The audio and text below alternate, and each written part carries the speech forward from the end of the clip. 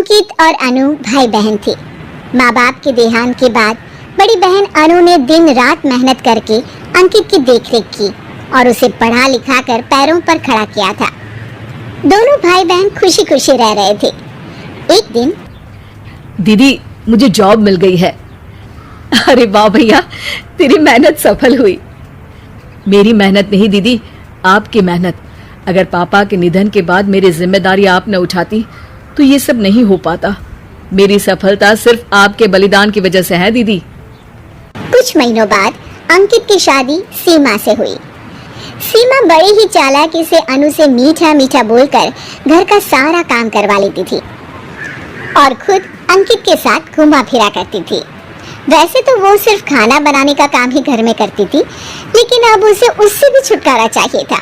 इसलिए एक दिन, दीदी मेरे हाथ का खाना अंकित को पसंद नहीं आता, क्या आप खाना बना दोगी प्लीज?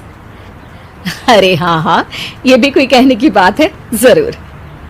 सीमा इस बात से मन ही मन बड़ा खुश होती है और अगले दिन के झाड़ू पोछे के काम से छुटकारा पाने के लिए एक और तरकीब लगाती है। हॉल में जोर जोर से कराहने लगती है। उसके कराहने की आवाज सुनकर अनु हॉल में भागती हुई आती है। क्या हुआ सीमा? दीदी लगता है मेरी कमर अकड़ गई है। वो क्या है ना, मुझे झाड़ू पोछा करने की आदत नहीं है ना। मेरी मम्मी पापा ने मुझसे कभी ये काम नहीं करवाया। अरे कोई बात नहीं, झाड़ू पोछा ही तो है, मैं कर लिया करूंगी। ऐसे ही धीरे धीरे सीमा ने घर के सारे कामों का बोझ अनु पर डाल दिया। घर का सारा काम अनु करती थी, फिर भी सीमा को अनु से छुटकारा चाहिए था। इसलिए एक दिन वो अंकित के ऑफिस से लौटने से ठीक पहले ढेर सारे कपड़े लेकर धोने का नाटक करने बैठ जाती है। अरे सीमा, इतने कपड़े? अब क्या करूं, अकेली पड़ जाती हूँ। करना तो मुझे ही है ना। अरे दीदी से मदद ले लेती। अच्छा, ताकि सारा जमाना कहे कि भाभी बड़ी ननद से काम करवा रही है। और वैसे भी दीदी ने तो साफ कह रखा है मुझे कि तुम आज जो भी हो सिर्फ उनकी वजह से हो, इसीलिए अगर उनके बना इस घर में रहना है तो काम करना ही पड़ेगा। ये सब सुनकर अंकित को बहुत गुस्सा आ गया। उसने अनु को बुलाकर कहा, दीदी ये घर पापा ने बनाया था और इसमें मेरा भी हिस्सा है और मुझे वो चाहिए। ये सुनकर अनु को बुरा तो लगता है, मगर वो दूसरे ही दिन घर का बंटवारा करने के लिए वकील के पास चली जाती है। वहाँ से लौटते हुए अनु का एक्सीडेंट हो जाता है, जिससे वो दोनों पैरों से अपंग हो जाती है। अब मजबूरन उसकी पूरी देखरेख सीमा को करनी पड़ती है। एक दिन सारे कामों से थक कर सीमा अंकित से कहती है, अजी सुनते हो, अब मुझसे तुम्हारी ये बहन की सेवा ना होगी। अगर कल तक तुम इसका बंदोबस्त नहीं करते तो मैं घर छोड़कर चली जाऊंगी। अरे ये कैसी बातें कर रही हो? इस हालत में वो कहाँ जाएंगी? मैं कुछ नहीं जानती, बस कल ये इस घर में मुझे दिखनी नहीं चाहिए।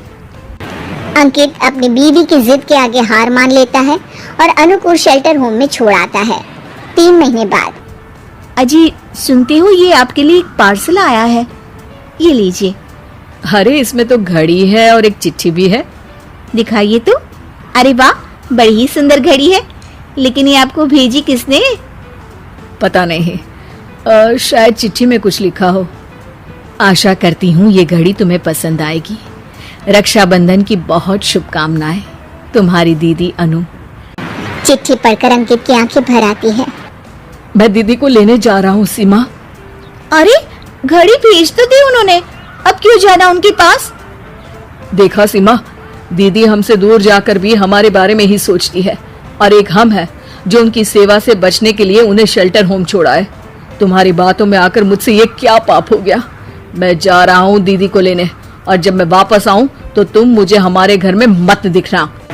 इतना कहकर अंकित अनु को लेने निकल जाता है। वहाँ पहुंचकर, दीदी मुझे माफ कर दो, मैं तुम्हें लेने आया हूँ। भाई आज तो राखी है, आज तो मैं मना कर भी नहीं सकती।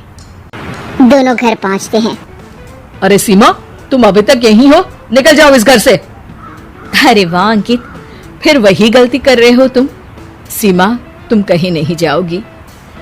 दीदी मुझे माफ कर दो, मुझसे गलती हो गई। सीमा, आज ये समय माफी मांगने का नहीं है, राखी की तैयारी करने का है। चलो तैयार हो जाओ, तुम्हारे भैया के घर भी तो जाना है ना। ये सुन सीमा अनु के गले लग जाती है।